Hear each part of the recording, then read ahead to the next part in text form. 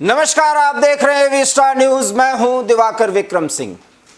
इस देश में किसी भी योजना के बाद कुछ न कुछ हो रहा है और ये घटनाएं लगभग 2 साल से ज़्यादा समय से हो रही हैं।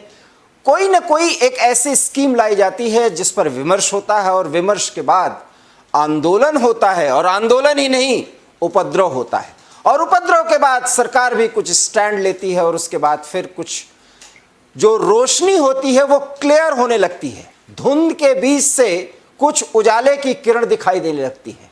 हालांकि अभी वो किरण दिखाई नहीं दे रही है। जी हाँ, हम बात कर रहे हैं अग्निपथ योजना की।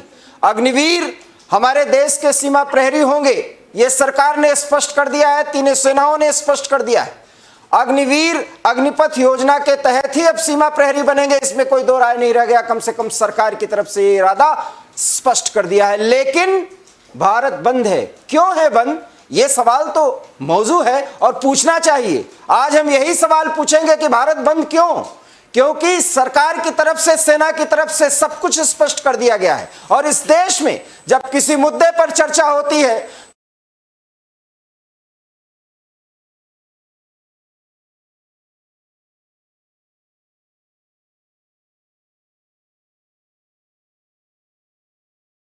बेहतर क्या हो सकता है। लेकिन भारत बंद है क्योंकि लोगों को रोजगार मिलेगा, नौजवान सीमा प्रहरी मिलेंगे।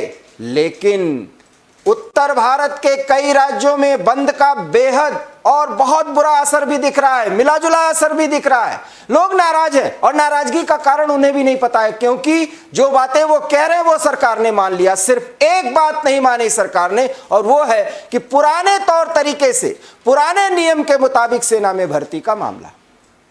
तो आखिर में भारत बंद, सड़कों पर उपद्रव, ये आगजनी, ये सब क्यों, किस लिए, क्या प्राप्त करना चाहते हैं? और अगर इस देश का युवा इस माध्यम से अग्निवीर बनना चाहता है तो सवाल बहुत बड़ा है।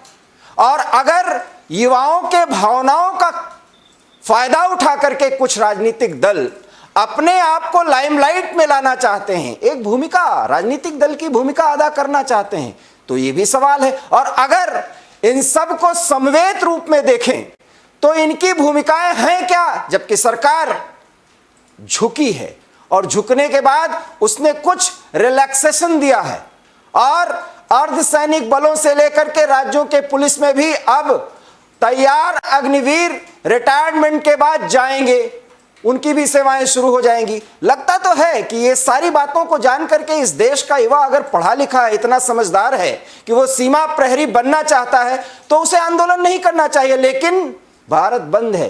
क्यों बंद है? सवाल तो यही है। आज हम इसी सवाल पर पूछेंगे और जानना चाहेंगे इसका उत्तर राजनीतिक पार्टियों के, और हमारे साथ वरिष्ठ पत्रकार भी हैं, वो भी आकलन करेंगे कि यह भारत बंद क्यों है। कम से कम हमें नहीं उत्तर मिल रहा है कि भारत बंद क्यों है, और हम ये जरूर जानना चाहेंगे कि भारत बंद का मतलब क्या है। हमारे साथ जुड़ रहे हैं डॉक्टर सुनील कौशिक, वरिष्ठ पत्रकार, आपका बहुत बहुत स्वागत। राकेश गर्ग, प्रवक्ता कांग्रेस, आपका बहुत बहुत स्वागत। अनिल गोयल, नेता भारतीय जनता पार्टी, आपका भी बहुत बहुत स्वागत। सबसे पहले अनिल जी, सवाल आपसे, और एक ही सवाल है, भारत बंद क्यों आप लोग ऐसी घोषणाएं करते हैं कि जो जनता को धीरे धीरे समझ में आता है, लोगों को धीरे धीरे समझ में आता है। किसान आंदोलन में आप 1 साल तक सड़कों पे जाम लगवाए, इतना बलवा दंगा, क्या क्या नहीं हुआ। अब आप छात्रों के लिए, नौजवानों के लिए, ठीक है, आप बेरोजगारी खत्म करना चाहते हैं, एक स्कीम लाए, और वो स्कीम पहले ही सोच करके, जो रिलैक्सेशन आप बाद में दे रहे थे, यही सब सोच करके आप किए होते। लेकिन आपने ऐसा कुछ किया कि पूरा देश भी जल उठा। क्या है सर, ऐसा क्यों किया आप लोगों ने? दिवाकर जी, सही मायनों में जो राजनीतिक लोग हैं वो राजनीति में देश की तरक्की में कहीं ना कहीं बाधा है। उन्हें अपनी राजनीति चमकानी है, और जब राजनीति चमकानी है तो देश कहीं भी जाए उन्हें चिंता नहीं। मैं ये नहीं समझ पा रहा हूँ कि इसके अंदर कमी क्या है। लगभग 25 साल की उम्र होने के बाद में, रिटायरमेंट होने के बाद में, वो लगभग 25 लाख रुपए उसको मिलते हैं, और उसके बाद में उसको बाकी सरकारी नौकरियों में भी उसको प्राथमिकता मिलेगी।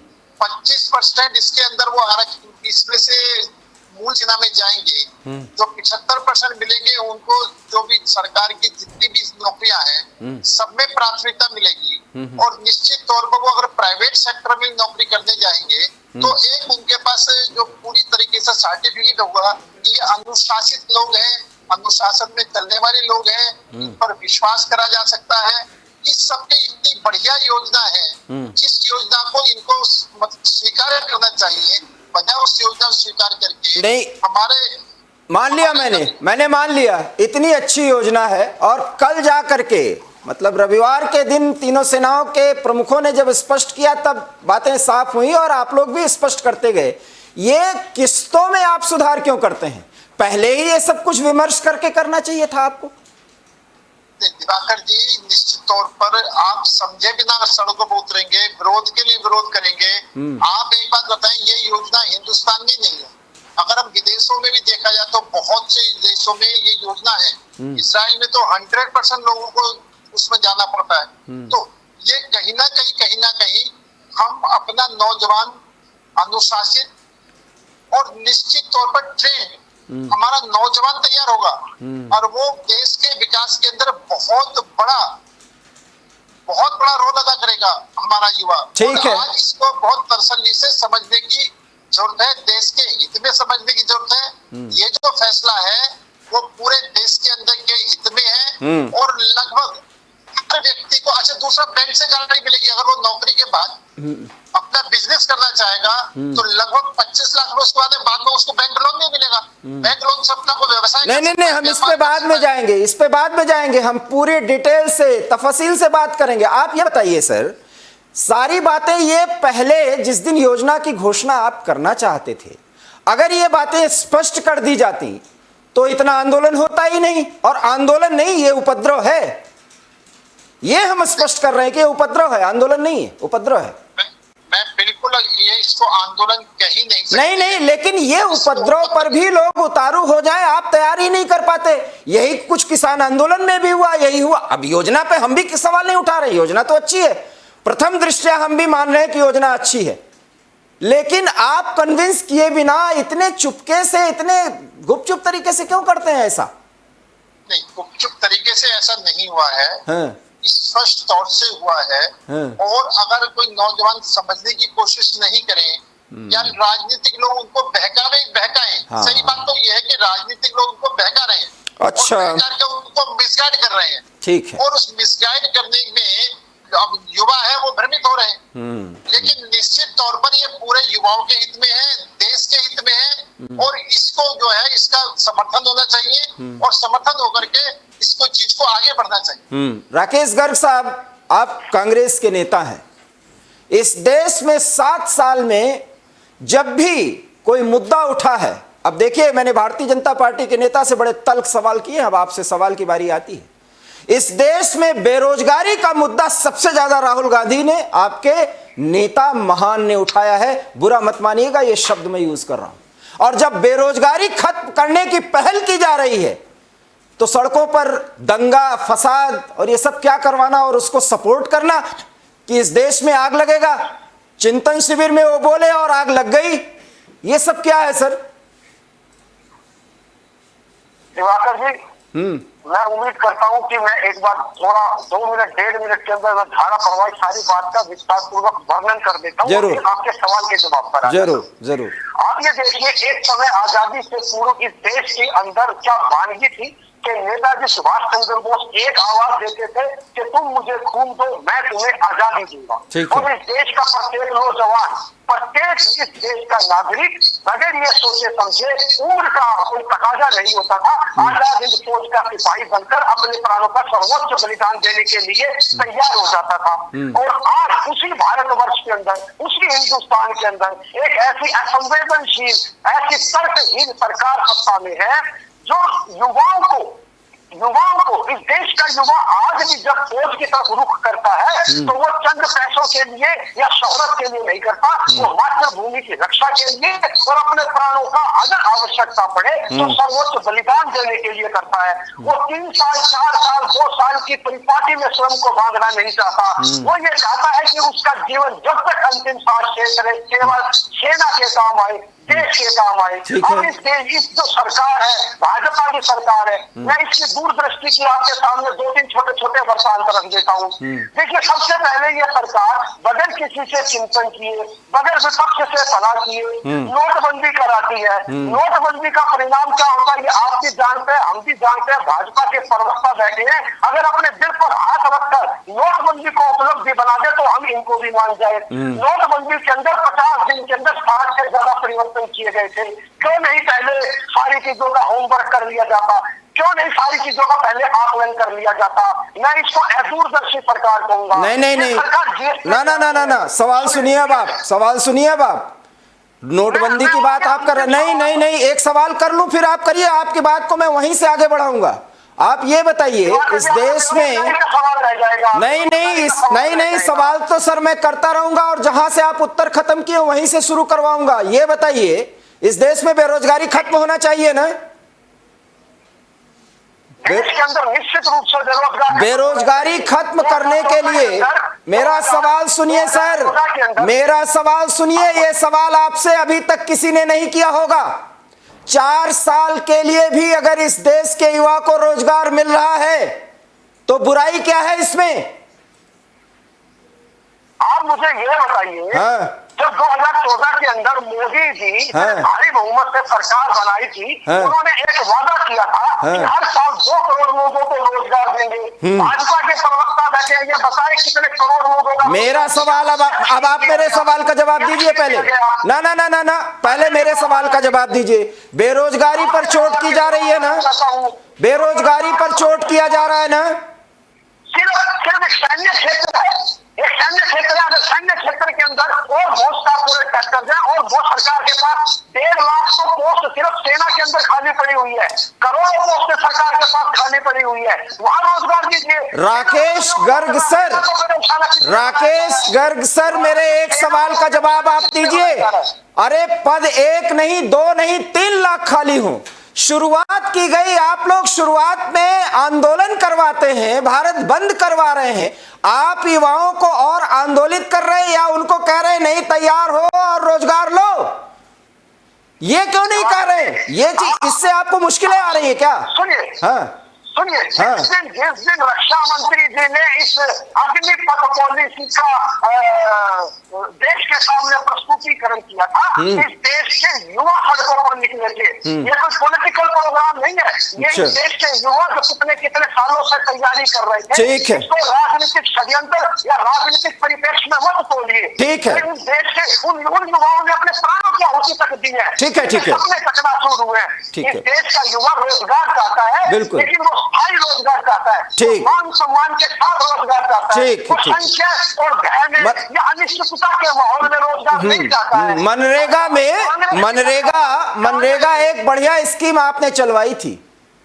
4 साल में मनरेगा के तहत कितना पैसा मिल जाता है किसी एक ग्रामीण को? ग्रामीण परिवेश से हूं मैं और गांव पे आपसे विस्तृत चर्चा कर सकता हूं। जरा आप गिन के बताएंगे, थोड़ा आप कैलकुलेशन करिए। मैं इसका जवाब अभी सुनील कौशिक से लेता हूं। डॉक्टर कौशिक, एक बड़ा सवाल है, तल्ख सवाल भारतीय जनता पार्टी के नेता से भी हुआ। अब आप कैलकुलेट करिए सर, मैं आपके पास आऊंगा और हर सवाल का जवाब लूंगा आपसे, मैं कोई भी सवाल भूलता नहीं।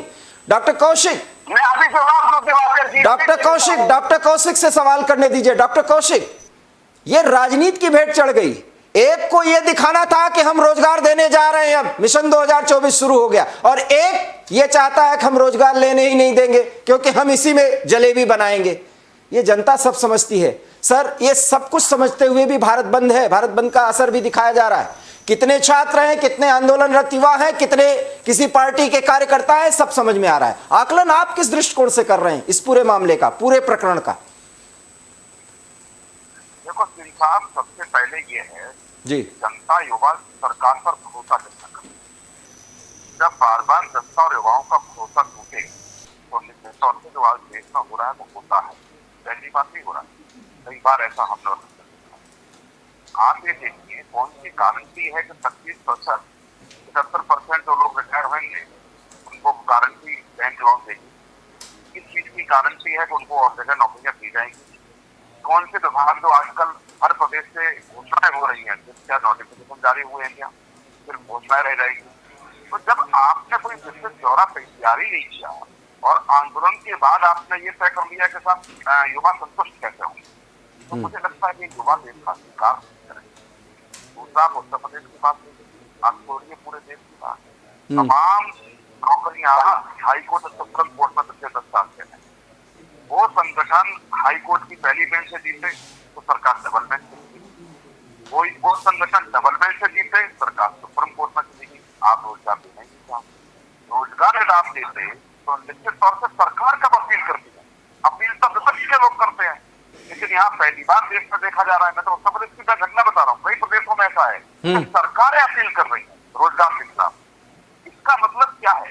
जो आप कह रहे हैं क्या वो सत्यता से बहुत दूर है क्या? दूसरी बात, आप एक पूरा सा ब्यौरा ले लीजिए, उत्तर प्रदेश का ही ले लीजिए, एमटेक बीटेक कितने लोग घूम रहे हैं, बीएड बीटीसी वाले कितने लोग घूम रहे हैं, आप उनको रोजगार नहीं दे रहे हैं। और एक फॉर्मूला निकाल के आपने युवाओं के सामने रख दिया कि साथ अर्थपत्र के माध्यम से हम रोजगार देंगे, 25% स्थायी करेंगे और 75% रिटायर होंगे और उनको फिर ये सुविधा दी जाएगी। कहाँ दिखा है?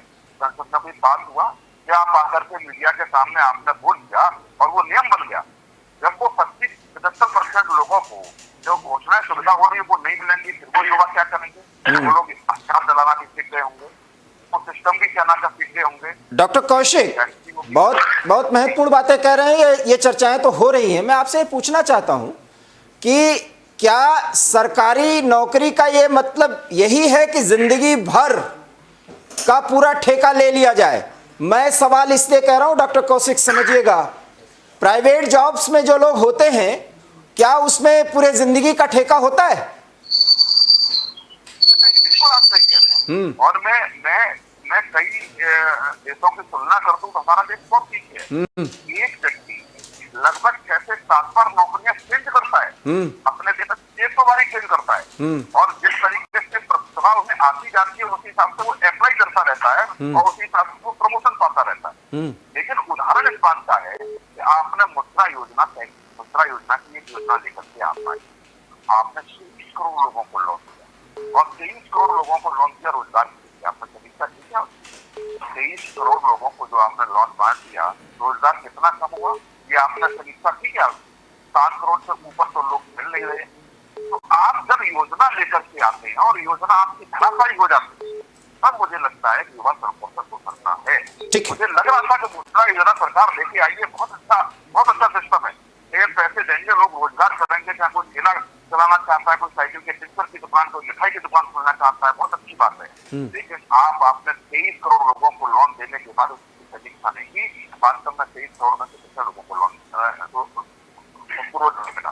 तो ये स्थिति जब आती है तो सरकार को समीक्षा नहीं करनी पड़ेगी। तो जो हम योजना लेकर आ रहे हैं वो सत्यता से कितनी दूर है, और वही मैं देख रहा हूँ जो युवा वैसे मैं उनके बिल्कुल साथ नहीं हूँ, वो बिल्कुल वो उपद्रवी है, बिल्कुल उन्होंने आतंकवादी जैसी घटनाएं की हैं, लेकिन युवा खरीदा क्या जब उसमें अक्रोश आएगा? ठीक है, 3 साल से तैयारी आप कर रहा है।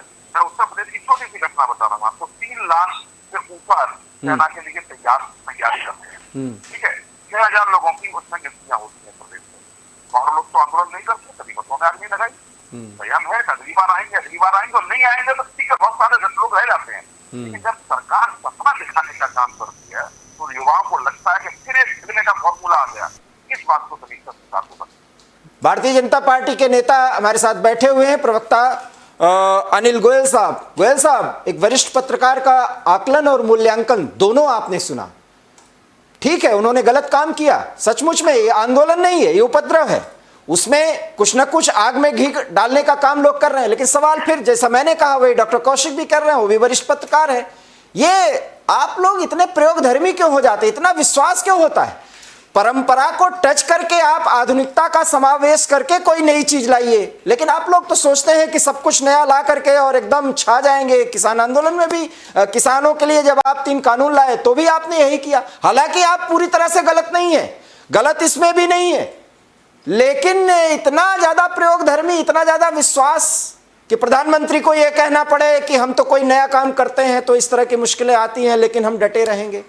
तो मतलब सड़कों पर उतार करके और लोगों को आंदोलित करके कोई चीज लाएंगे, देश को जला के लोग, एक माहौल खराब होगा, ये तो प्रयोगधर्मिता सही नहीं है सर। दिवाकर जी, आप निश्चित तौर पर जब देश को आगे बढ़ाना होता है तो कुछ फैसले भी लेने पड़ते हैं। अगर किसान आंदोलन की बात करें तो हमारे आज तक भी कोई भी किसान नेता, हमारे किसान जो हम गेम लाए थे उसके अंदर कई को कानून लाए थे, उसमें कोई कमी नहीं बता पाई। विरोध के लिए विरोध हो रहा है। आप जब ये देश के को ध्यान में रखेंगे, देश की तरक्की को ध्यान में रखेंगे तो विरोध के लिए विरोध नहीं होगा। अभी मेरे गर्ग साहब ये बात कह रहे थे नोटबंदी कि नोटबंदी से क्या हुआ। नोटबंदी से हुआ आतंकवाद पर काबू। नोटबंदी से जो भाई साहब सुन तो लो, हाँ सुन लीजिए, सुन तो लो, हाँ गर्ग साहब सुन लीजिए। हाँ। कांग्रेस के राज में होता था कि किसी खिलौने को हाथ मत लगाओ, बम हो सकता है। 8 साल से तो नहीं सुन रहे। कांग्रेस के राज में हर साल कर्फ्यू लगते थे, दंगे होते थे, आज तक तो नहीं हो रहे। पत्थरबाजी पर बैन, पत्थरबाजी कम हुई है, बंद नहीं हुई, कम हुई है। तो आप निश्चित तौर पर एक चीज को एक स्वरूप में ना देख, उसके बहुत रूप होते हैं और बहुत रूपों में सरकार को बहुत कुछ आगे तक की सोचनी पड़ती है। कुछ चीजें बताई जाती हैं, कुछ चीजें बताई नहीं जाती, लेकिन उसके गर्भ में वो चीजें छिपी होती।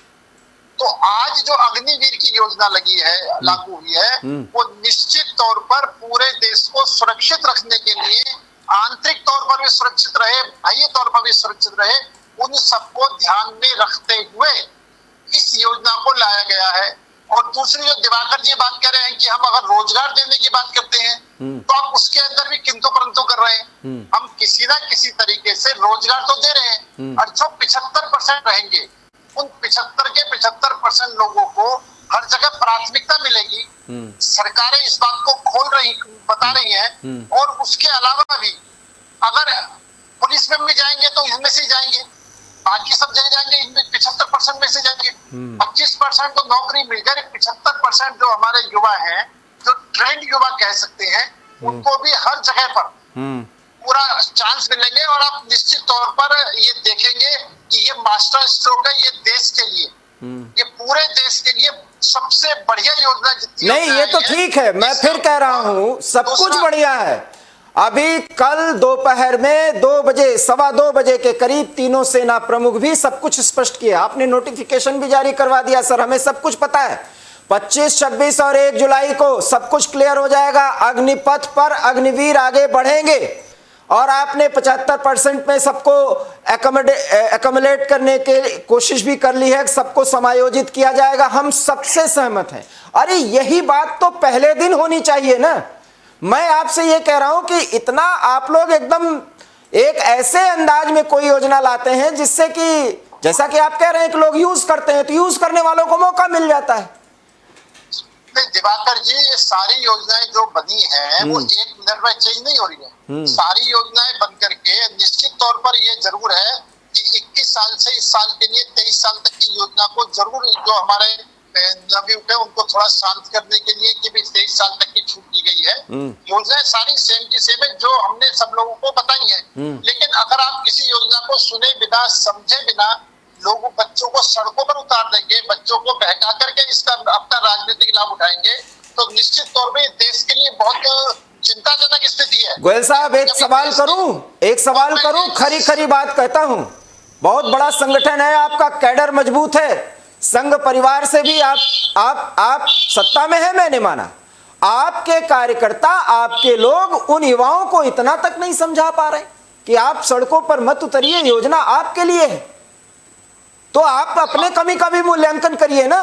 आप कांग्रेस पे, सपा पे, रालोद पे, आरजेडी पर क्यों कर रहे हैं? उनको तो मौका मिलेगा, वो करेंगे। इस लोकतंत्र में विपक्ष के जो उनको फर्ज अदा करने का जो उनका अपना तरीका वो है, वो कर रहे हैं। आप किसी को बता भी तो नहीं पा रहे हैं कि इसमें कांग्रेस के कार्यकर्ता हैं, कि आरजेडी के कार्यकर्ता हैं, कि समाजवादी पार्टी के कार्यकर्ता हैं, कि रालोद के हैं, कि आम आदमी पार्टी के हैं। कहीं कुछ नहीं बता पा रहे हैं। और सुनिए, जब मैं आपसे बात कर रहा हूं तो भारत बंद भी है, आप पूरा समझा चुके हैं, युवा नहीं मान रहा है। आप तो यही कहेंगे कि युवा नहीं मान रहा है, हम तो ये कह रहे हैं कि वो पार्टियों के कार्यकर्ता हैं, लेकिन आप नहीं कन्विंस कर सकते। सर, आप में कन्विंसिंग पावर की कमी है कि आप योजना लाते हैं और उसके माइनस पॉइंट जो होते भी नहीं उसको क्रिएट कर दिया जाता है और लोग उससे प्रभावित हो जाते हैं। आप इस कमी को स्वीकार करने में क्यों गुरेज कर रहे हैं? दिवाकर जी, निश्चित तौर पर हमारा संगठन लोगों को समझाने का काम कर रहा है, लोगों को समझा रहे हैं। ऐसा कुछ नहीं है कि हम नहीं लोगों को समझा रहे हैं। और निश्चित तौर पर विपक्ष का काम है सरकार के गलत कामों की आलोचना करना और सही काम का समर्थन करना। अगर विपक्ष आलोचना ही करता रहेगा तो माइंड सोचना, बुरा मानना। 8 साल से कांग्रेस ने बुराई को विरोध करने में लगा तो धीरे धीरे सुकड़ती जा रही है। जनता ये देख रही है कि ये सिर्फ एक परिवार को बचाने के लिए, परिवार की चमचागिरी करने के लिए, देश के हित में कोई भी फैसला हो उसके विरोध में सड़क पर उतर जाते हैं। और जब देश के हित के फैसलों के लिए बार बार सड़क पर उतरोगे तो जनता बिल्कुल समझ रही है, जनता इस बात को समझती है। आप एक विपक्ष में, हम भी थे जब पाकिस्तान का युद्ध हुआ था, बांग्लादेश अलग हुआ था, तो हमारे उस टाइम के नेता माननीय अटल बिहारी वाजपेयी जी ने बड़े गर्मजोशी के साथ में संसद में इंदिरा जी को दुर्गा जी कहा था। नहीं तो क्या आप अपेक्षा करते हैं कि राहुल गांधी कहें कि प्रधानमंत्री इस देश के एक देवता समान प्रधानमंत्री हो? तो नहीं कहेंगे, वो तो नहीं कहेंगे। अब ये मैं राहुल गांधी की बात नहीं कह रहा। राहुल गांधी का जो विषय है वो ये है कि राहुल गांधी को तो यही नहीं समझे कब क्या कहना क्या नहीं कहना। अच्छा, इस चीज का क्या अर्थ है क्या अर्थ नहीं, वो तो संसद में आगे मारने का काम करते हैं। वो मंदिरों के अंदर जो हमारी बहनें मंदिरों पूजा करने के लिए जाती है उनके ऊपर जो मर्जी आरोप कह देते हैं। राहुल गांधी जी के बयान को कोई गंभीरता से ही नहीं लेता। चलिए, अच्छा ठीक है, कोई गंभीरता से नहीं लेता। डॉक्टर कौशिक से पूछेंगे कि अब शायद गंभीरता से लेगा, लेकिन कांग्रेस के नेता से हम जरूर सवाल पूछेंगे। नोटबंदी से बात आप शुरू कर रहे थे, नोटबंदी का उन्होंने जवाब दे दिया, आप तो सहमत नहीं होंगे। लेकिन ये बताइए, सड़कों पर उतार देने के बाद लोगों को आंदोलित करके, बसें जलवा के, ट्रेनों को जलवा के आपकी यूएसपी नहीं बढ़ेगी सर? ये क्यों नहीं सोच पा रहे हैं? एक कंस्ट्रक्टिव विपक्ष की भूमिका अदा करिए, क्यों नहीं कर रहे हैं आप ऐसा? हाँ, आप जवाब दीजिए। मैं जवाब दे दूं? जी, मैं आपके सवाल के ऊपर पहले आ जाता हूँ। मैं उसी बात को फिर कह रहा हूँ, जब इस स्कीम की घोषणा की गई थी, इस देश का वही युवा जिन्होंने चुनकर प्रदेश के अंदर भी और केंद्र के अंदर भी भारतीय जनता पार्टी की सरकार बनाई थी, आज वही युवा सड़कों के ऊपर है। अब जब वो अपने हक के लिए या अपने सवालों के जवाब मांग रहा है, उसके सवालों के जवाब देने की बजाय हमारे प्रदेश के गृह मंत्री कह रहे हैं कि ये वो युवा नहीं हो सकते। इनके एक बहुत बड़े मंत्री मध्य प्रदेश से आते हैं, वो उनके भविष्य को लेकर निर्णय दे रहे हैं कि कभी अग्निवीर बनकर बाहर आएंगे, भाजपा के कार्यालयों के अंदर जोर देने के लिए इनको प्राथमिकता दे दी जाएगी।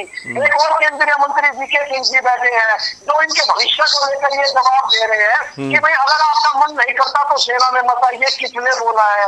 खुद सेना के अंदर इतने समय लगाने के पश्चात आज केंद्र में बैठकर मलाई खा रहे हैं। अपना एक्सटेंशन करवाने के लिए कोर्ट तक में चले गए थे। राकेश गर्ग साहब, राकेश गर्ग साहब, राकेश गर्ग साहब, एक बात कहूं, राकेश गर्ग साहब, 30 सेकंड की मेरी बात कंप्लीट होने नहीं दीजिए, मैं आपके सवाल का जवाब दे दूंगा। जो भाजपा के हमारे प्रवक्ता कह रहे हैं कि अटल जी ने स्वर्गीय प्रधानमंत्री इंदिरा जी के लिए शब्द बोले थे, ये शायद भूल गए कि उन्होंने ही अटल जी को यूएन के अंदर भाषण देने के लिए भेजा था।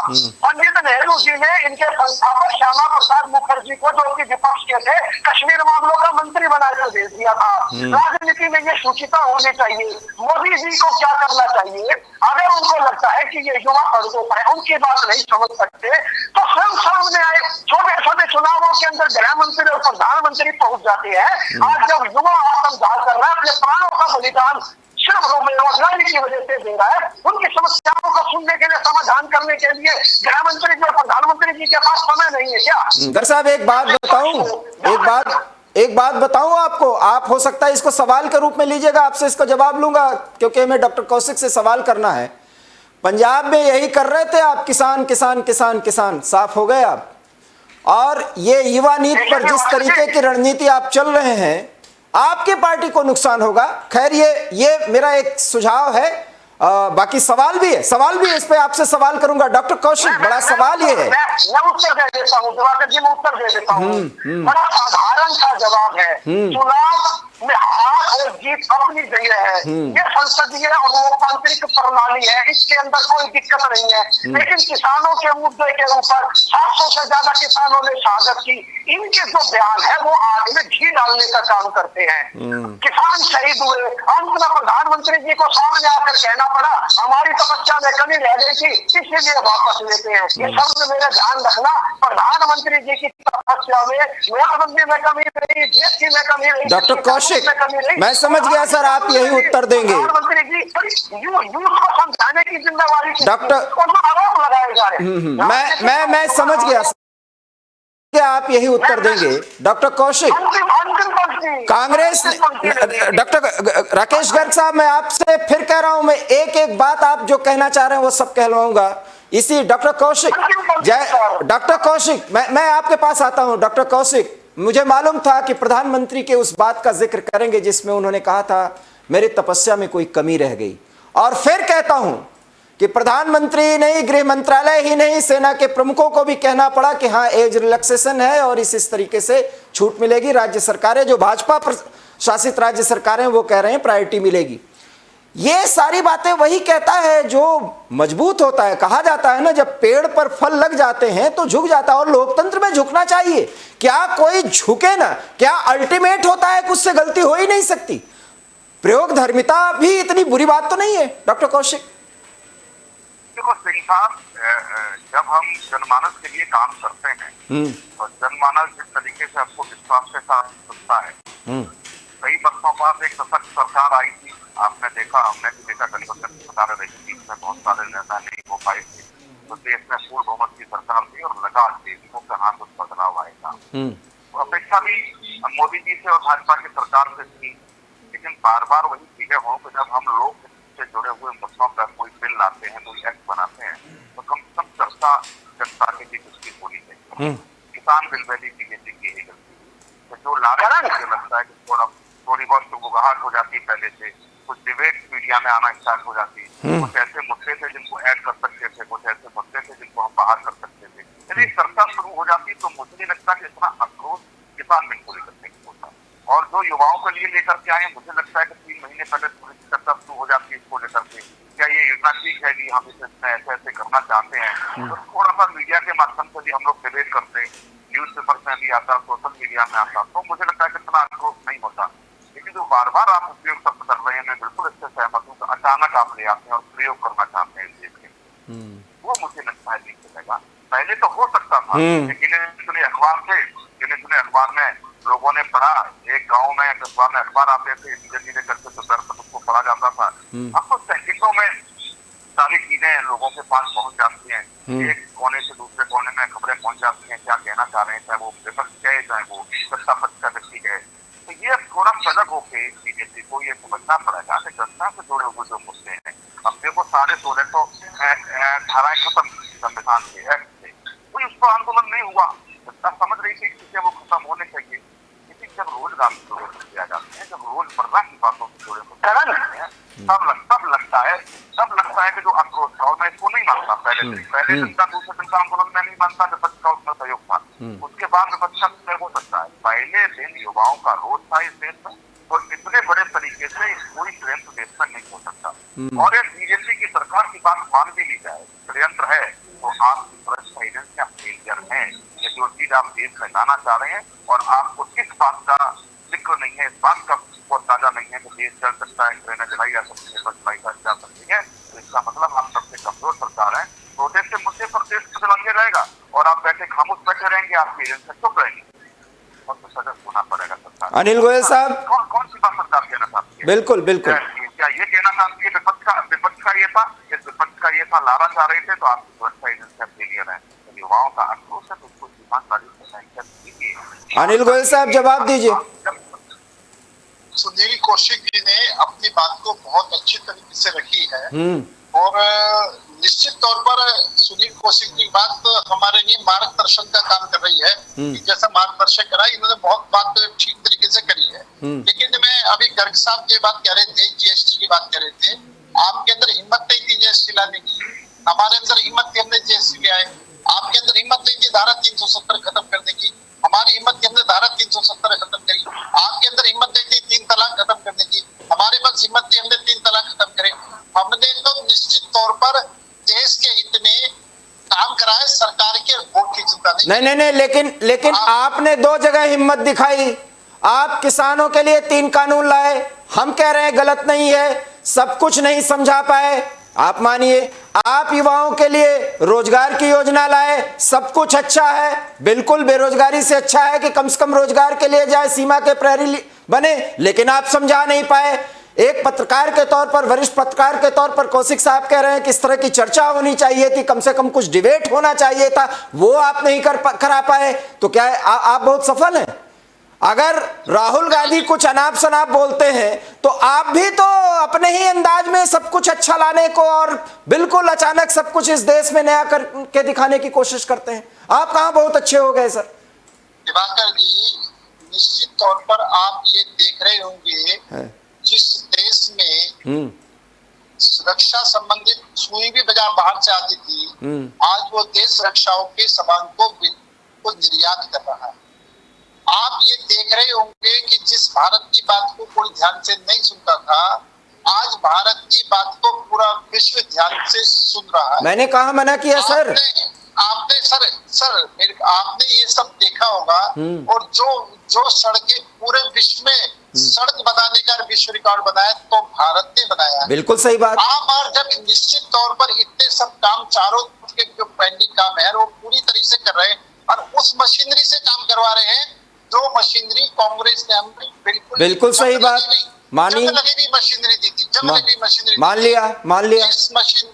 जिस मशीनरी से आज काम करवा करके देश पूरी तरीके से हर क्षेत्र में, चाहे आईटीएसएल हो, चाहे स्पेस का मामला हो, चाहे और भी जितने क्षेत्र में हम जिस तरीके से तरक्की कर रहे हैं, तो निश्चित तौर पर हमें देश को आगे बढ़ाना तो स्पीड से चलना ही पड़ेगा। अब हम उसको जो इनके टाइम में ताकि जो मस्त चाल चलनी थी, देश की चिंता नहीं थी, अपने लोगों की चिंता थी, अपने परिवार की चिंता थी, हमें देश की चिंता, देश को आगे बढ़ाना है। भाई मैं क्या कह रहा हूँ सर सुनिए, मैं मानता हूं कि वो परिवारवादी पार्टी है, बिल्कुल है, एक्सेप्टेड, बिल्कुल है, लेकिन मैं ये कह रहा हूं कि ये प्रयोग धर्मिता कि आप अचानक से एकदम रॉबिन हुड के अंदाज में आते हैं और एक प्लान की घोषणा कर देते हैं।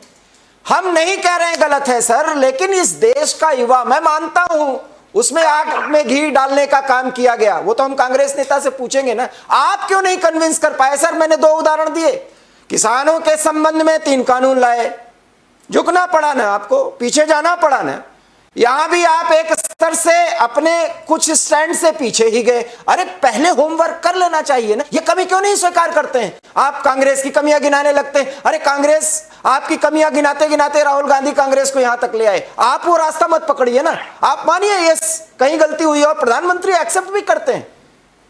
विक्रम जी, हम ये जो सरकार है वो हट धर्मिता वाली सरकार नहीं है। ये सरकार जनता के हित में फैसले भी लेना जानती है और ये सरकार जनता के सामने, जैसे आपने कुछ कहा कि फलदार वृक्ष उगते भी है, इस सरकार को देश के भविष्य की चिंता है, देश को आगे बढ़ाने की चिंता है। यही हमारे विरोधी दल जब बेरोजगारी बेरोजगारी बेरोजगारी बेरोजगारी मुद्दा बनाते हैं और यही सरकार योजना बनाने की योजना लाती है, रोजगार देने की योजना लाती है और उस रोजगार में अधिक से अधिक लोग रोजगार करें, अधिक से लोग अपने पैरों पर खड़े हों, अपने बिजनेस करें, व्यापार करें, नौकरियां मिलें। गोयल साहब मैं हर बात से सहमत हूं, मैं देखिए आपसे उस सवाल से बस उसका जवाब लूंगा।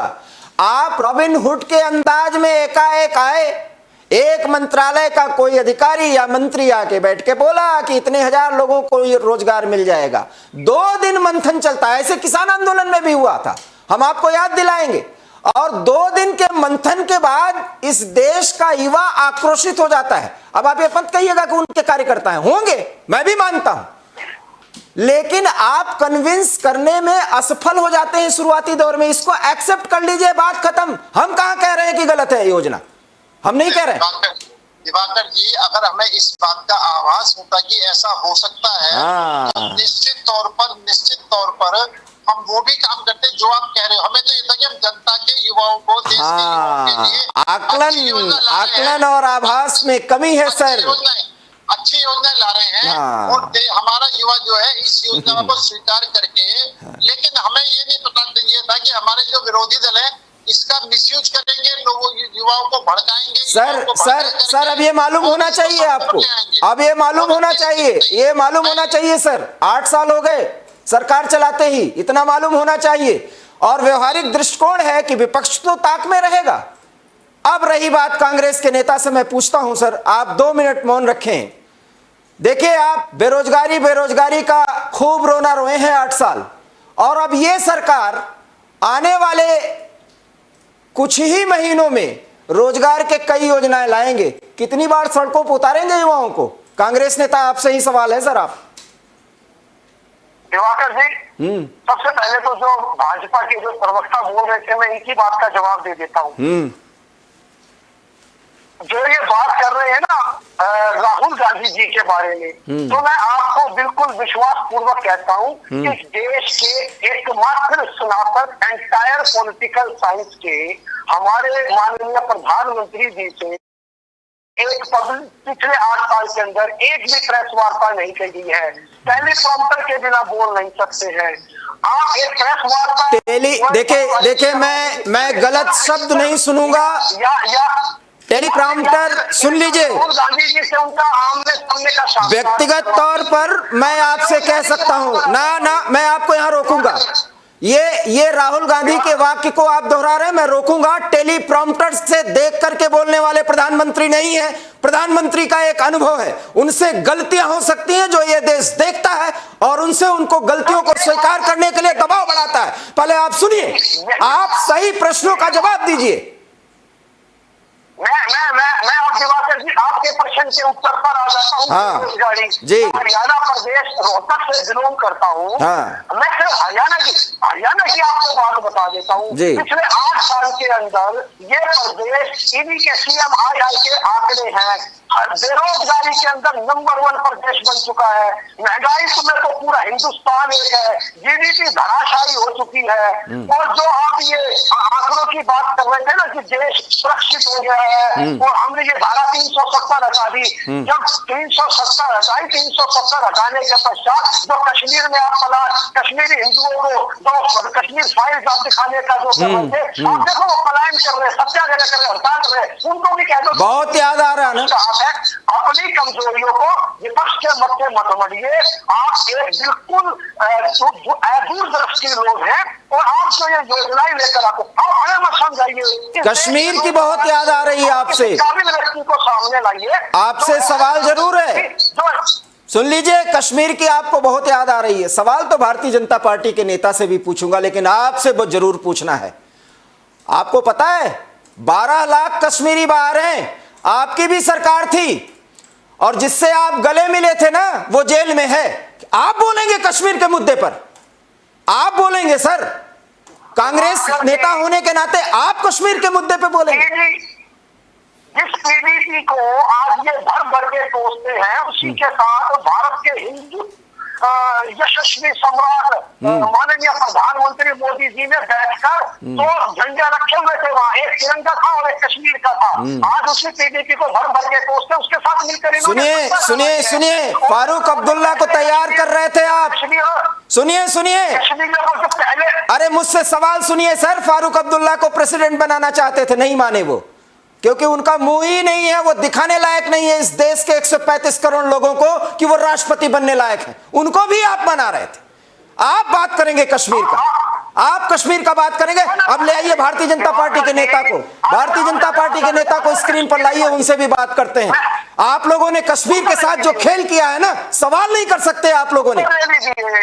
आप छोड़िए, भारतीय जनता पार्टी के नेता आप 370 का बहुत जिक्र करते हैं ना, बहुत जिक्र करते हैं ना, उसी 370। और सुन लीजिए, अब आप सवाल करने दीजिए। 370 को हटाए जाने के बाद उस कश्मीर में क्या स्थिति बनी है आपको नहीं पता है? आप इतना बड़ा दावा करते हैं कि कश्मीर में सब कुछ शांत कर दिया आपने। POK लेना था आपको ना, क्यों नहीं आगे बढ़ रहे हैं? भारतीय जनता पार्टी के नेता से सवाल है, सीधा सवाल। दिवाकर जी, जी, 370 खत्म करने के बाद अगर कुछ लोगों ने अब सिर उठाने की कोशिश करी है तो उनको भी दबाया जा रहा है। किसी भी जिन्होंने अगर पहले जो इनकाउंटर करके लोग भाग जाते थे, अब अगर किसी ने कोई करा तो उसको भी उसी जगह पहुंचाया जाए जहां वो जाना चाहता है। आज हमारे सुरक्षा बलों को पूरी तरीके से स्वतंत्रता के हाथ खुले हुए दे रखी है। ये कांग्रेस के टाइम में जो इन्होंने हाथ बांध लिए थे ना, जो आतंकवादी इतना सिर पर चढ़कर बोल रहे थे, आज नहीं, मैं ये देखिए, ये परंपरागत तरीके से जो डिबेट होता है, नहीं, मैं तथ्यों पे बात करूंगा। ये बताइए, वहां पर कुछ ऐसे जोन्स बनाए जाने थे जहां पर कश्मीरी पंडितों को रखा जाना चाहिए था, कुछ रिहायशी इलाके डेवलप किए जाने थे। मुद्दों पे बात करूंगा सर, मैं वैसा डिबेट कराने वाला कंडक्टर नहीं हूं। मैं आपको एक एक मुद्दों पर आप सबको रोकूंगा। क्यों नहीं बनवा पाए आप लोग अभी तक? दिवाकर जी, कश्मीरी पंडितों को वापस लाने का जम्मू कश्मीर में पूरा कोशिश हुई है। कुछ लोगों ने वहां पर जाकर के बसे हैं, बसाना भी शुरू करा है, लेकिन निश्चित तौर पर वहां पर जो लोग हैं जो किसी कीमत पर भी शांति नहीं चाहते और जिन्होंने आतंकवाद को इतना सिर पर चढ़ा, उसको थोड़ी सी ढील मिलने के बाद में उन्होंने जो काम करा तो उसका मुंहतोड़ जवाब भी दिया गया है। आप इसलिए हमारी सेनाओं को भी थपथपाने की जरूरत है कि हमारी सेनाएं, सेना पे सवाल ही नहीं, सेना पे सवाल नहीं है सर, सेना पे सवाल नहीं है। हमारे सेनाओं पे हमें पूरा गुमान है, गर्व है। मैं ये कह रहा हूं, वो अपनी जान की बाजी लगा करके आज वहां पर आतंकवाद को कुचलने का काम कर रहे हैं। और निश्चित तौर पर जब किसी भी चीज का बड़ा ऑपरेशन करोगे तो उसके साइड इफेक्ट भी होते हैं, लेकिन उसको कंट्रोल करके आज हमारे ने जो हिम्मत करके दिखाई है, कांग्रेस तो क्या हो ही नहीं सकता। इनके नेता कहते हैं उसमें लगा हाथ जल जाएंगे, शरीर जल जाएगा, आप हटा ही नहीं सकते। नहीं, तो फिर आप कांग्रेस पे आ गए। मुझे ये जवाब दीजिए ना, 2 महीने में 750 परिवार कश्मीर छोड़ दिए, इसका जवाब है आपके पास? दिवाकर जी, मेरा ये भी जवाब है कि हमने वहां पर बहुत कश्मीरी परिवार बसाए हैं। और देखो, अगर मानो सपोज करो कहीं पर घटना, पहले तो हर साल कर्फ्यू लगते थे, हर साल करने होते थे। अगर मानो कुछ बीच के अंदर कोई व्यवस्था में कहीं भी कोई दिक्कत रह रही है और उन्होंने आतंकवादियों ने सिर उठाने की कोशिश करी है, तो उनको उनके साथ समझौते नहीं हो रहे हैं। कश्मीरी पंडितों को सुरक्षित वहां बसे, इसकी सरकार की पूरी योजना है और वहां पर हम आपको बसा करके दिखाएंगे। पीओके कब वापस लाएंगे? सॉरी, पीओके कब वापस लाएंगे? हम कम से कम पीओके को वापस लाने की बात भी करें, लाके दिखाएंगे भी। अच्छा, इनकी हिम्मत तो ये नहीं थी कि चीन अगर कब्जा कर रहा है तो मनमोहन सिंह कहते चुप रहो, अखबारों में छापो, चीन नाराज हो जाएगा। ये इनके प्रधानमंत्री के स्टेटमेंट होते थे। और हमारे स्टेटमेंट ये है कि हम चीन के सामने सीधा तान के खड़े हुए हैं और पीओके भी लाकर दिखाएंगे। अच्छा, डॉक्टर कौशिक, आपको पीओके भी मिलेगा और आप गर्व महसूस करोगे हमारे देश के प्रधानमंत्री पर कि ऐसा देश का प्रधानमंत्री मिला है जिसने पीओके ला करके हमको दिया। डॉक्टर कौशिक, अब सवाल बहुत गंभीर हो रहे हैं क्योंकि दोनों प्रवक्ताओं से तल्ख सवाल जरूरी हैं और मैं आपको सिर्फ पैनल में बैठा हुआ कोई एक व्यक्ति नहीं, बल्कि मैं अब आपको विश्लेषक के तौर पर मान रहा हूं। आप वरिष्ठ पत्रकार होने के साथ साथ भावनाओं को समझिए, क्योंकि दोनों से तल्ख सवाल की जरूरत है सर। परंपरागत डिबेट का समय अब गया। डॉक्टर कौशिक, सवाल यह है कि भारतीय जनता पार्टी के किसी नेता से सवाल किया जाए तो बोलता है कि कांग्रेस के राज्य में ऐसा ऐसा नहीं हुआ। कांग्रेस के किसी प्रवक्ता से पूछा जाए तो वो ये कहता है कि ये तो ऐसे ऐसे ऐसे कर रहे हैं। सवाल यह है कि सब कुछ अच्छा होने की स्थितियां परिस्थितियां हैं, आखिर में जनता कन्विंस क्यों नहीं हो पाती? इतनी जल्दी जनता को बरगला कैसे लिया जाता है? और दोनों स्वीकार भी कर रहे हैं। एक व्यक्ति कश्मीर पर बात कर रहा है जो 40 साल तक शासन किया और उस कश्मीर से कश्मीरी हिंदू उजड़ गया और वो कश्मीर की बात करता है। गजब की ढिठाई है पार्टियों के, लोगों के और इनके प्रवक्ताओं के। किस नजरिए से आप देखते हैं इन बातों को? देखो दिवाकर साहब, जब कोई बदलाव देश में होता है या कोई भी राजनीतिक दल जब सरकार में पहुंचता है और जब वो बदलाव चाहता है तो निश्चित तौर से देश में विशेष परिकल्पना होती है। 370 और 35 से जब बढ़ाई, पहले आपने देखा होगा हमने भी कम से कम सैकड़ों इलेक्शन की, बहुत सारी चर्चा प्रतिष्ठा हो रही थी तो लोगों का माइंड सेट हुआ कि हाँ वहाँ क्या हुआ क्या नहीं हुआ है। तो कभी कभी क्या होता है कि हर संगठन अपने हिसाब से अपने हिसाब से बताता है और वही रूपरेखा वही कहानियां करता है। जब सख्त पर चर्चा होती है तो हम सब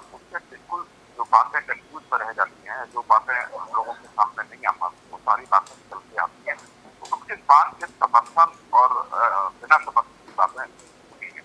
सत्ता पक्ष के साथ कौन होगा, विपक्ष के साथ कौन होगा, किस मुद्दे पर और क्या कमी रह गई, तो 370 हटाने की बात कर रही है।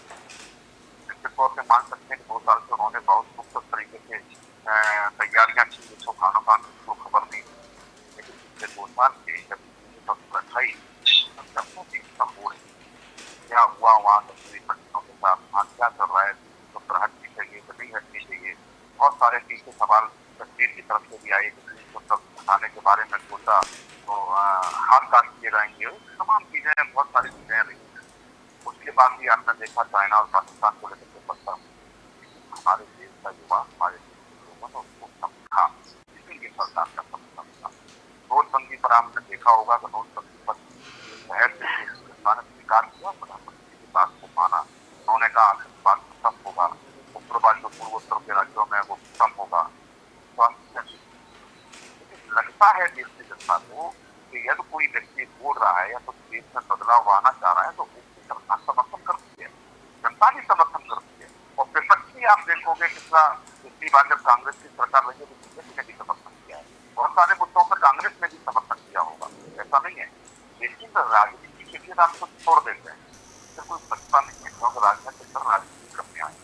यही बीजेपी थी जीएसटी का विरोध किया, यही बीजेपी थी आधार कार्ड को लेकर के विरोध किया, यही बीजेपी की 2014 से पहले महंगाई को लेकर के सड़कों पर खड़ी हुई, प्रधानमंत्री को छुट्टियां पेश करने की बातें कर रही, छुट्टियां पेंडिंग किया।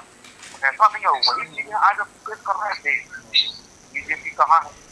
मैं तो सिर्फ इतना कहना चाहूंगा, सॉल्व सकते हैं जो सत्ता पक्ष में होता है तब उसे विपक्ष में रहते हुए जो उसने आरोप लगाए वो भूल जाता है, तो जब विपक्ष सत्ता में होता है तो वही उस पर लागू हो जाता है कि जो चीजें बिल्कुल सही, विपक्ष में आने के बाद सारी चीजें बिल्कुल सही। डॉक्टर कौशिक, आपने बिल्कुल स्पष्ट किया। कांग्रेस नेता के साथ एक सवाल जरूर बनता है, क्योंकि हरियाणा कांग्रेस के प्रवक्ता हैं, वरिष्ठ नेता हैं। सर, हम सवाल तल्ख करेंगे सर, इसको आप अदरवाइज मत लीजिएगा, बुरा मत मानिएगा। विपक्ष की एक सशक्त भूमिका होनी चाहिए इस लोकतंत्र में, लेकिन अगर किसी चिंतन शिविर में, चिंतन बैठक में इस देश को जला देने की धमकी दी जाए, विदेश में जाकर के इस देश के बारे में वो मूल्यांकन प्रस्तुत किया जाए जो मूल्यांकन कम से कम विदेश में उचित नहीं है, विपक्ष के एक बड़े नेता के रूप में अगर राहुल गांधी ऐसा करते हैं तो आप क्या महसूस करते हैं कि किसी भी डिबेट में कोई भी पत्रकार, कोई भी देशसुधी नागरिक ये कहेगा कि राहुल गांधी बहुत समझदारी का काम करते हैं? मैं दिवाकर जी, जो कांग्रेस का चिंतन शिविर हुआ उसके बारे में डिबेट रख लेंगे। तो आपका सवाल है कि राहुल गांधी जी ने विदेश में जाकर क्या बोला। एक बार तो उन सारे शब्दों को मुझे लगता है आप तो बहुत समझदार, बड़े वरिष्ठ पत्रकार हैं और आपने निश्चित रूप से पढ़ा होगा। और ये भी कहा था कि देश जलेगा, देश जलेगा। दिवाकर जी बोलने दीजिए। लेकिन ये जो राहुल गांधी जी ने यह नहीं कहा था, राहुल गांधी जी ने कहा था कि भाजपा सरकार ने इस देश के अंदर पेट्रोल छिड़क दिया है, केरोसिन छिड़क दिया है। उनका यह नहीं, उन्होंने शब्द कहीं नहीं है कि देश जलेगा। दूसरी बात, यह परंपरा विदेशों में जाकर अपने यहाँ की पार्टियों के ऊपर आरोप प्रत्यारोप करने की शुरू कर हुई। आप थोड़ा सा इतिहास को पलट कर देखो तो ये 2014 के बाद माननीय प्रधानमंत्री नरेंद्र मोदी जी ने यह परंपरा शुरू की है। अभी पीछे भी गए थे, किसी राष्ट्राध्यक्ष को रामायण दी, अरे भाई आप दीजिए क्या बुराई है, गीता दीजिए क्या बुराई है। वहां देते देते भी कह रहे हैं कि अगर ये बात हिंदुस्तान की कुछ राजनीतिक पार्टियों को पता लग जाए तो वहां तो राजनीतिक विवाद छिड़ जाएगा। सवाल सीधा है सर, सवाल सीधा है, सवाल सीधा है, सवाल सीधा है। ये देश जल जाएगा, ये देश जल जाएगा, ये कहने का अधिकार अब राहुल गांधी को नहीं है। एक नागरिक के तौर पे मैं कहता हूं, ये शब्द जो आप कह रहे हैं, मैं पुनः उनका खंडन कर रहा हूँ। उनका जो भाव था उस भाव के ऊपर आइए। और आज इस देश का युवा सड़कों के ऊपर अगर अपने अधिकारों के लिए लड़ा, आप भाव की बात करते हैं। हमारे सहयोगी ने अभी हमें सुन लीजिए, मैं पहले आपको खबर दे दूं सर, डिबेट बिल्कुल, हाँ, मेरी एक बात सुन लीजिए। प्रधानमंत्री ने मान लिया, प्रधानमंत्री ने, मैं अभी की खबर दे रहा हूं जब आपसे डिबेट कर रहा हूं, हमारे सहयोगी ने इनपुट दिया है। प्रधानमंत्री का यह बयान आया है कि कोई सुधार अस्थायी रूप से, कुछ मुश्किलों भरे हो सकते हैं, कुछ गलत हो सकते हैं, दिख सकते हैं, लेकिन उसका असर व्यापक होगा, स्थायी होगा। यह एक्सेप्टेंस होना चाहिए सर। प्रधानमंत्री को इस देश की, सुन लीजिए पूरी बात, 135 करोड़ की जनता पर भरोसा है, इसलिए गलतियां स्वीकार भी करना चाहिए। इसलिए आपको क्यों नहीं लगता कि राहुल गांधी ज्यादा बोल जाते हैं?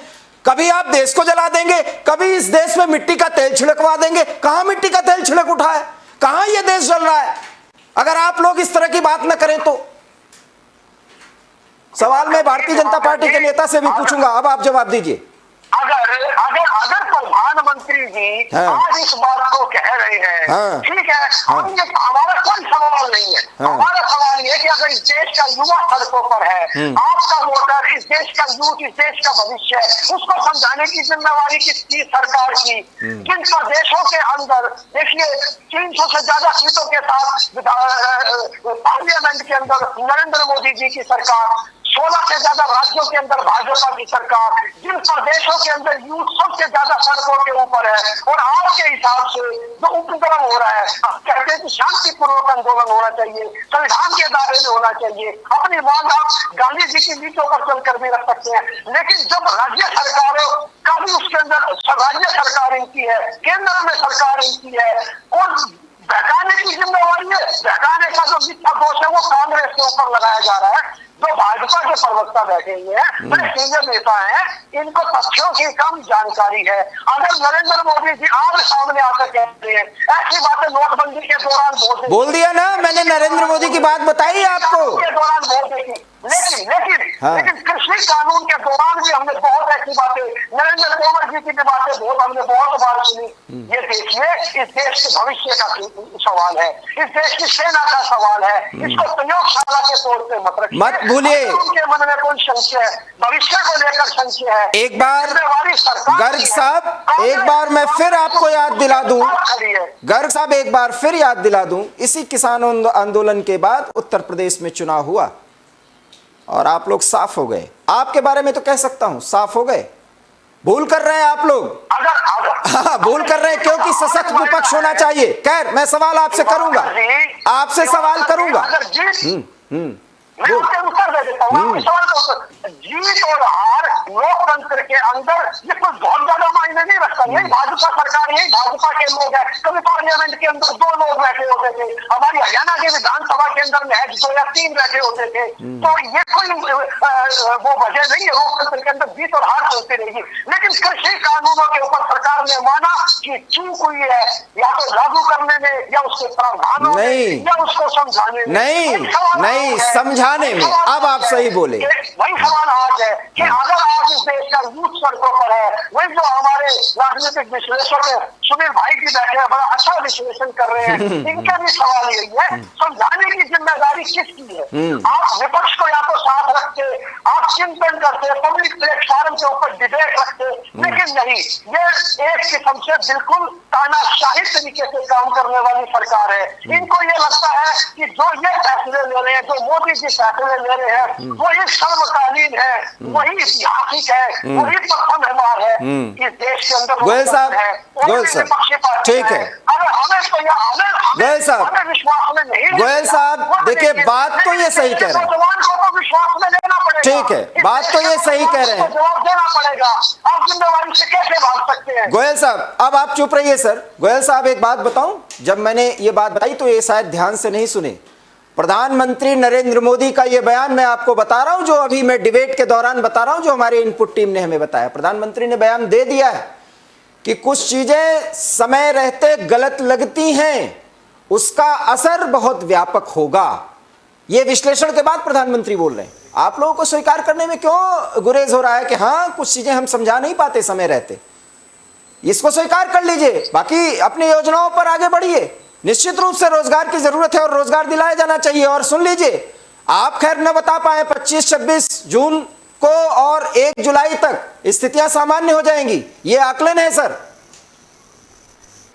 दिवाकर जी, हाँ निश्चित तौर पर मैंने जो आपने कही है बड़ी माला है। अभी मेरे कांग्रेस नेता जी बोल रहे थे, मैं एक बात बड़ा स्पष्ट आपके चैनल के माध्यम से कह सकता हूँ, भारतीय जनता पार्टी भारत के डेवलपमेंट में विश्वास करती है, भारत में विश्वास करती है, भारत के लिए काम करती है। ये हम जो कांग्रेस पार्टी चीन पार्टी से एमओयू करती है, चीन के बोल बोलती है, पाकिस्तान के बोल बोलती है, ये भारतीय जनता पार्टी के पास नहीं है। भारतीय जनता पार्टी देश के लिए सोचती है, देश के बारे में सोचती है।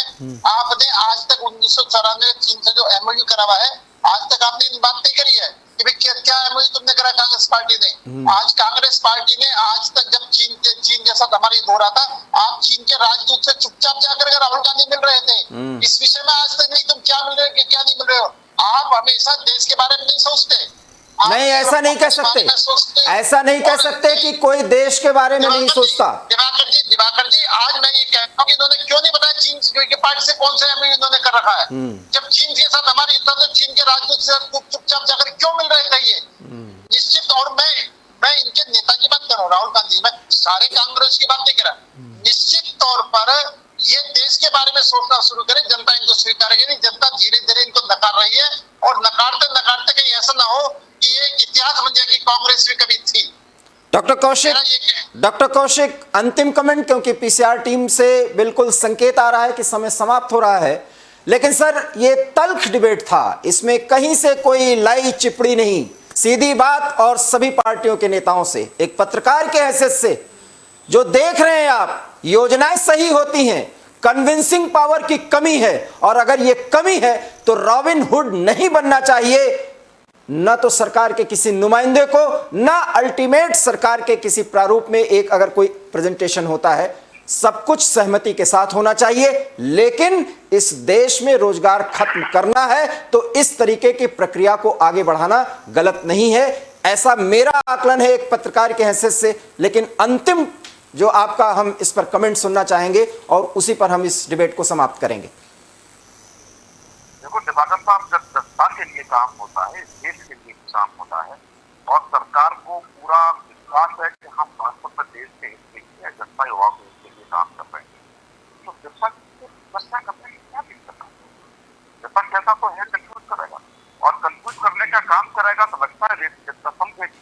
यदि एक स्वस्थ पत्रता जो आंदोलन युवा कर रहे हैं, इसी को लेकर के, अन्य पद को लेकर के विपक्ष के नेताओं से भी बात हो जाती है, विपक्ष के नेताओं से भी सुझाव मांग लिए जाते हैं। सरकार माने सुझाव, न माने वो सरकार का निर्णय होता है, लेकिन मान ली जाती है, कुछ बुद्धिजीवियों के भी बात मान ली जाती है। मुझे लगता है कि जो देश चल रहा है वो न चलता।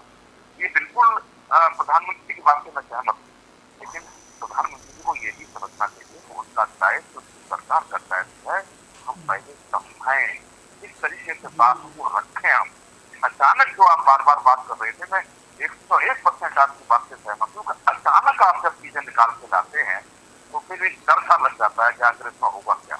बिल्कुल सही ये है, उसको सरकार ये समझे कि बार बार विश्वास पर खराब नहीं कर रही है। कुछ चीजें की घोषणाएं होती है, वो टाइम हो जाती है, इसलिए सरकार इसको समझे। बार बार क्यों मांग करते हैं लोग प्रधानमंत्री इस पर बोले, प्रधानमंत्री इस पर बोले, क्योंकि सरकार में बैठे हुए और लोगों पर जनता का भरोसा नहीं रहा है। इस बात को भी सरकार को बड़ा ईमानदारी से समझना। बहुत बहुत धन्यवाद आप तीनों का इस डिबेट में शामिल हुए। आशा ही नहीं, पूर्ण विश्वास है कि आप तीनों ने तल्ख सवालों से रूबरू होकर के अपनी बात को कहना चाहा है।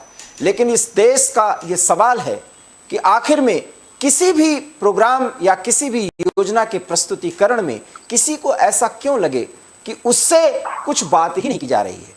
रॉबिन हुड के अंदाज में अगर सरकार की पेशगी जनता के सामने होगी तो सवाल उठेगा। लेकिन विपक्ष के नेता होने के नाते अगर कोई अपने धर्म को निभा रहा है और देश को जलाने की बात कर रहा है तो शायद उसे अपने जवान को लगाम देना होगा, क्योंकि 135 करोड़ की आवाम अब किसी के कहने पे न झुकेगी न देश को जलाएगी, क्योंकि देश को विश्व गुरु बनाना है, ये हमारा सपना है। और हमारे सपने को साकार कर रहा है तो पक्ष और विपक्ष, चाहे वो प्रधानमंत्री हो और चाहे विपक्ष के नेता के रूप में राहुल गांधी ही क्यों न हो, न देश जलेगा न देश झुकेगा, देश आगे बढ़ेगा। अग्निपथ पर अग्निवीर तैयार होंगे, इसके पीछे हो रही राजनीति का भी मूल्यांकन होगा और समय आने पर वोट के माध्यम से उसका जवाब दिया जाएगा। यही लोकतंत्र की वो ताकत है जहां जनता जनार्दन है। एवी स्टार न्यूज में इतना ही। देश और दुनिया की तमाम बड़ी खबरों के लिए आप देखते रहिए एवी स्टार न्यूज, क्योंकि यहां खबरों का सिलसिला कभी नहीं थमता। फिलहाल मुझे दीजिए इजाजत। नमस्कार।